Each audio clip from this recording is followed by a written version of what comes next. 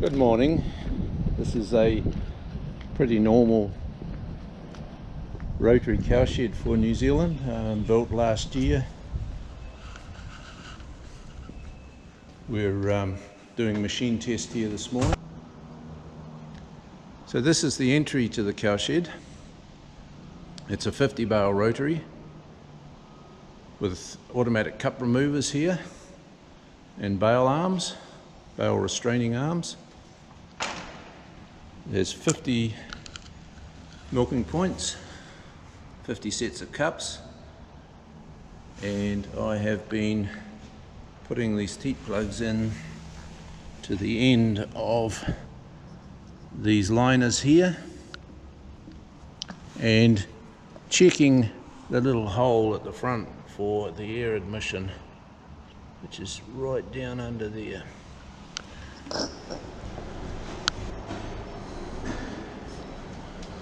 So we'll go through, now that we've set up the clusters, we'll go through to the engine room and start setting up the airflow meters, vacuum meters, things like that.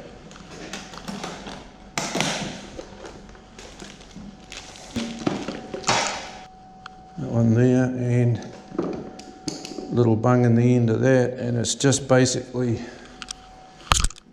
for startup. And I put a security rope on here in case it falls.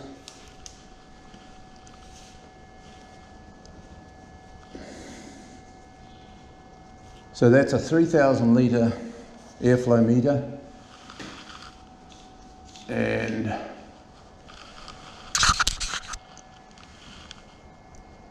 we have it fully closed. That's got a 2000 extension on it, so it can read up to, what is it, 5,300 on its own. If the shed is too big, if it can't handle that, then we add a leak and we measure the leak later on. So this is the vacuum pump here. That's what we call a blower, and it's run by a probably 11 or 15 kilowatt motor underneath here. So we've got to check the belts.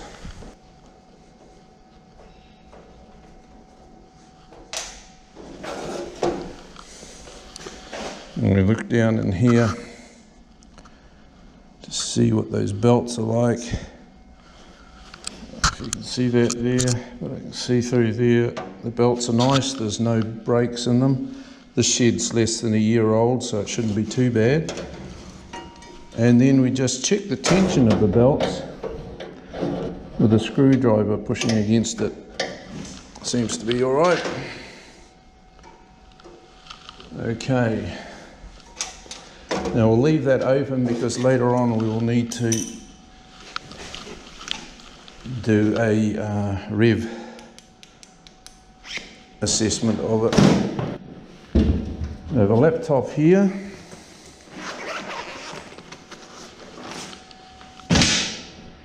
We'll set that up on there for later. So she's all set up in here. I can start the machine. And we'll get my DairyTest Lite out.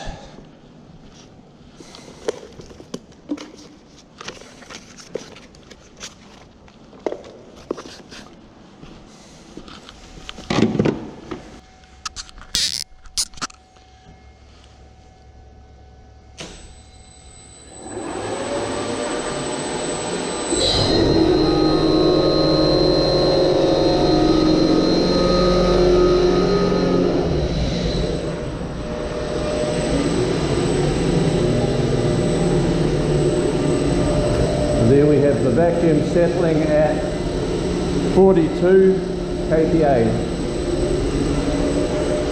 So let's turn on this plant.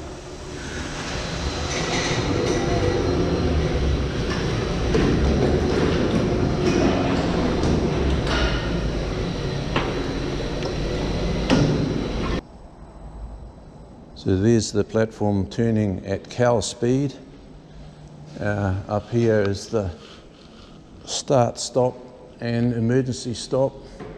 Cables go right around the shed. It can be a bit dangerous. It can be a bit dangerous up around the area where the cows load, so there's a safety device over there. This here is a teat spray. This arm will go out, shoot out underneath the cow's udder when she's coming past and spray her. So we'll go up over the other side.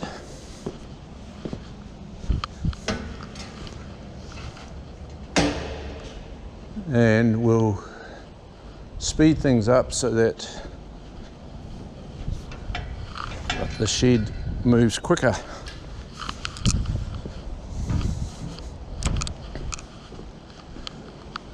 Speed is here.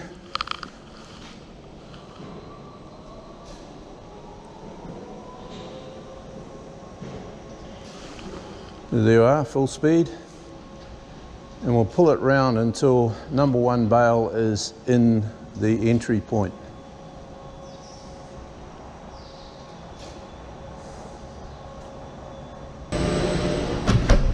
The vacuum pump is operated by a VSD, that's a variable speed drive. Changes the frequency of the motor according to the vacuum need. If the vacuum drops slightly, the motor will speed up instantly to correct the drop in vacuum. So now we come to testing this plant's pulsators. So there's 25 pulsators. The vacuum should not drop below about 40, well, it shouldn't drop below about 41. So we'll set that to say 40. Shouldn't go over 55. We should be somewhere around 60 beats a minute. That's the CPM, 60 pulses per minute. And the rest of those settings are all good. So save that. We'll go to the pulse function, select first pulsator, and take off the tubes. Okay, here we are on number 1. Looks to be pretty good. We'll save that.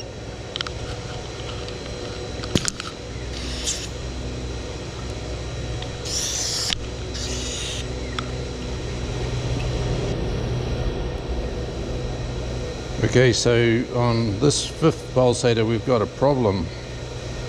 So we've got to analyze what is the issue and how can we fix it, or is it not fixable. So both vacuums are down a bit.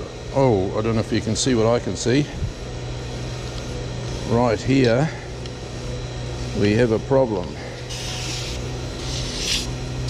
Been munted.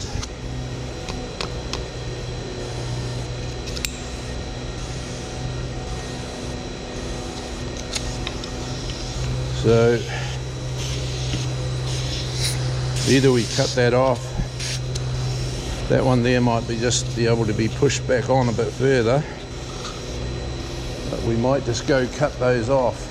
I'll see if there's a knife around here somewhere.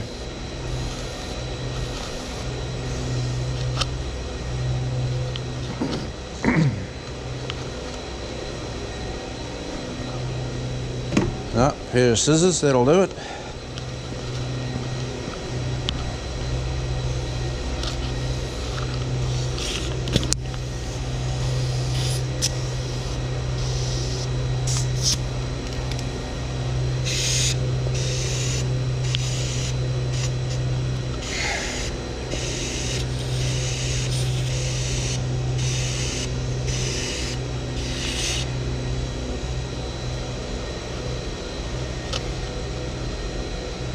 Right, let's see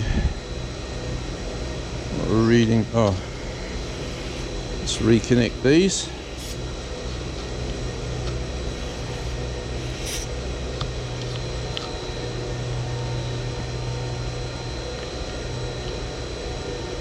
That's better.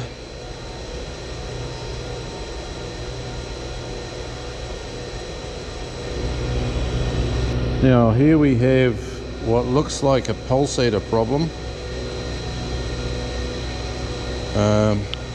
It doesn't look like air leak because our Vmax is up around what it should be, same as all the rest. The drop to 0 on number 2 port, this one over here, is it should be dropping straight down, but it isn't, and so that's a fault on that one. That'll be something to do with the diaphragms inside the pulsator.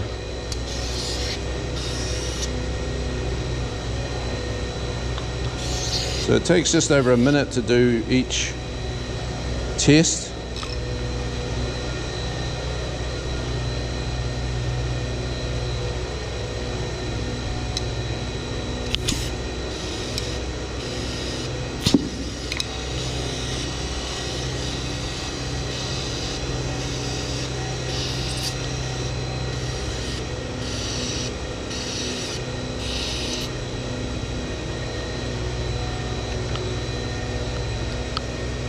Well, that's a good one.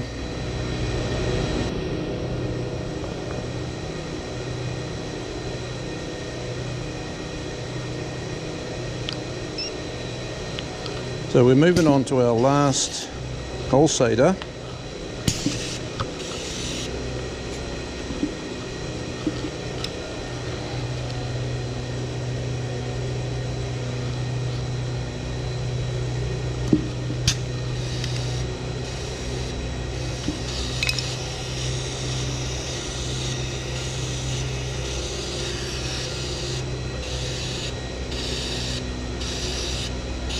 So 50 bales, 25 pulsators. How we're looking here. Very good. You may have noticed the ripple on top was worse around about middle of the platform. That's because it's the furthest from the vacuum entry point, and the ripple is the effect of the other pulsators in the line affecting its vacuum. So we had one bad pulsator, number 12.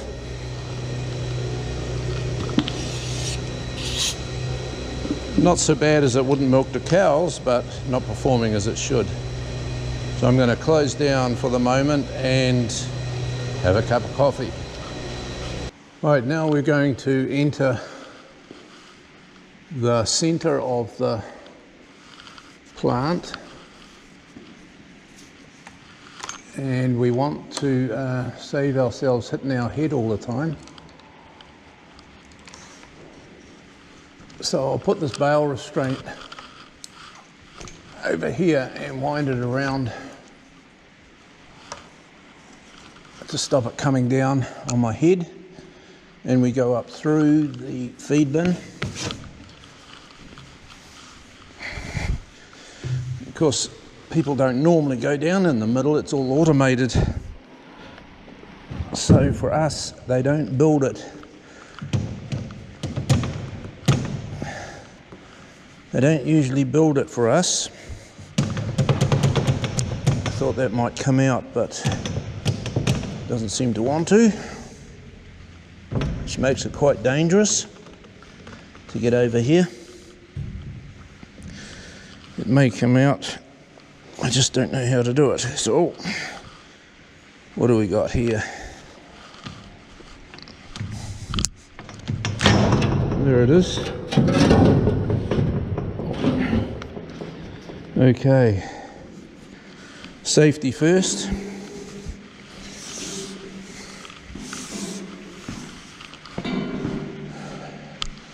So this is the center of the platform. as you see. And there's the Pulsator, Smart Pulse.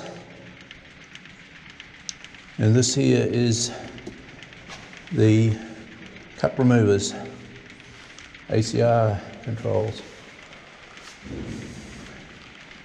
So from the vacuum pump, the receiver air line comes down here, up into the gland, which allows the vacuum and milk to pass through the centre while it's rotating. So that's the milk side of it there. And there's the vacuum coming in. There's the milk going out. It has its own drains. And there's the vacuum transferring from there across to the sanitary trap. The sanitary trap then is connected to the Pulsator line over there, and also through there to the milk lines and the receiver. So what we're going to do is disconnect the Pulsator line if we can. Someone's done that up pretty tight. Unfortunately that one isn't so tight. And we'll put a block in there to stop the vacuum from getting through. Maybe we can undo this one here. Yes, nice one.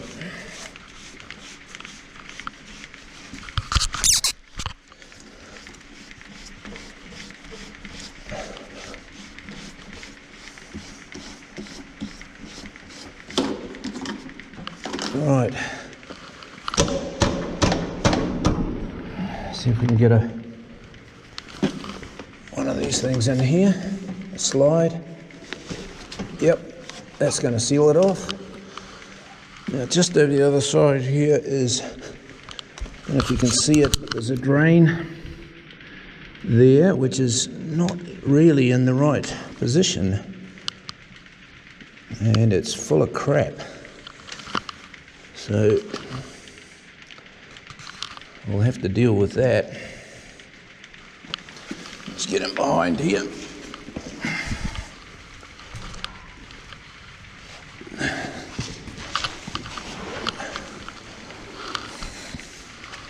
Right, I think that should be up the other way. Let's take it off and get this crap out of it. Ooh. Doesn't seem too good. Sometimes if you get a damaged pulsator or something like that, you can end up with a bit of milk getting into the wrong place and gets up through the pulsator line. There you are, let's clean that up now. So we'll put that back on. Probably should go on slightly differently to allow it to drain.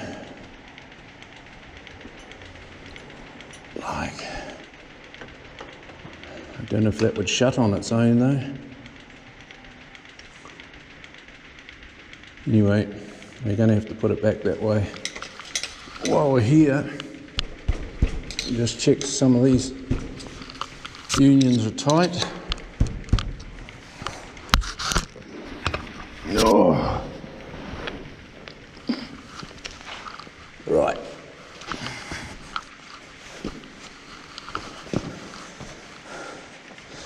So we check that the receiver is nice and clean.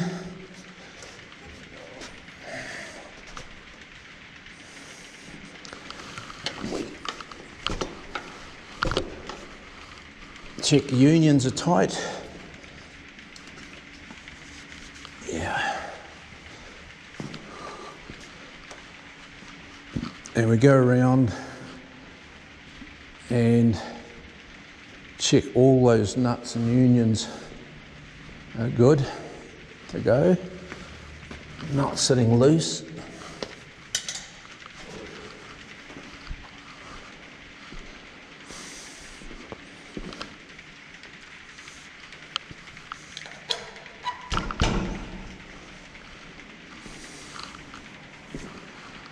We're checking pipelines, we're checking milk tubes, things like that. So, milk line, milk tube going to a shut-off valve, which is controlled by controlling the ACRs. You'll see in behind there the rollers in between the platform and the base I-beams.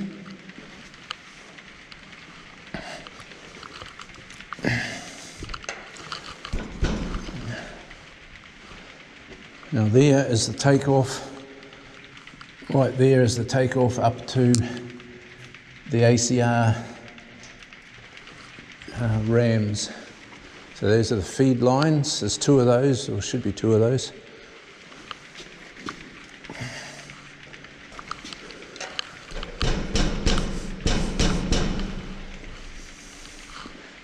Right, now we can turn off pulsators.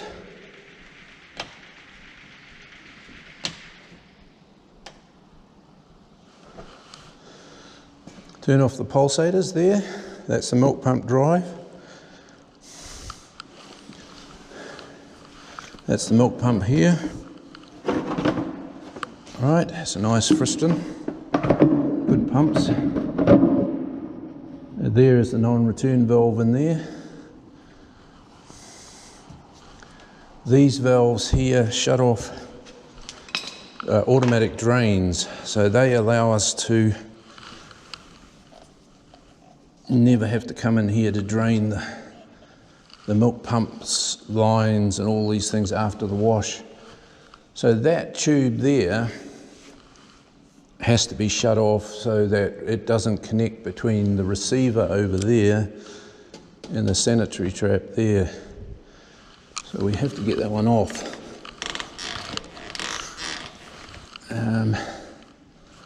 What we might do there is try and get that screwdriver there. I can't do it. Okay, we'll do it this way.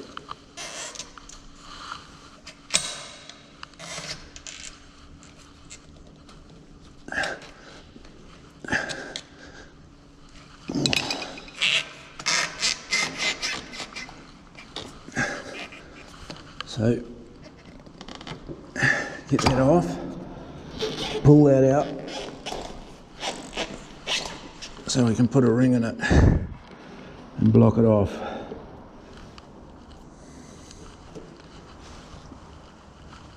Like that, and we'll put it back on afterwards, after we reconnect the milk line up here.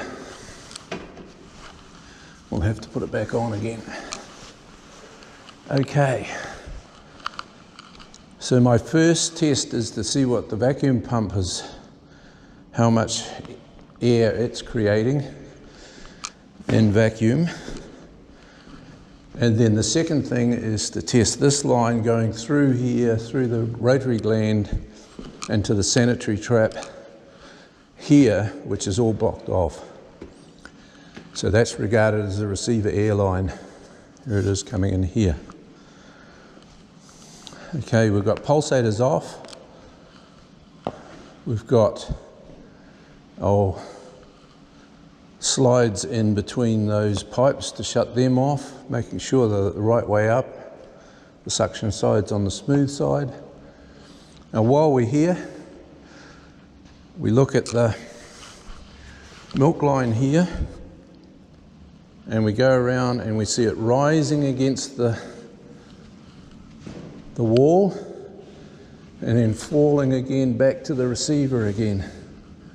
So that's the fall that carries the milk you've got to have a certain amount of 1 or 2 degrees fall for the milk to come back to the receiving can.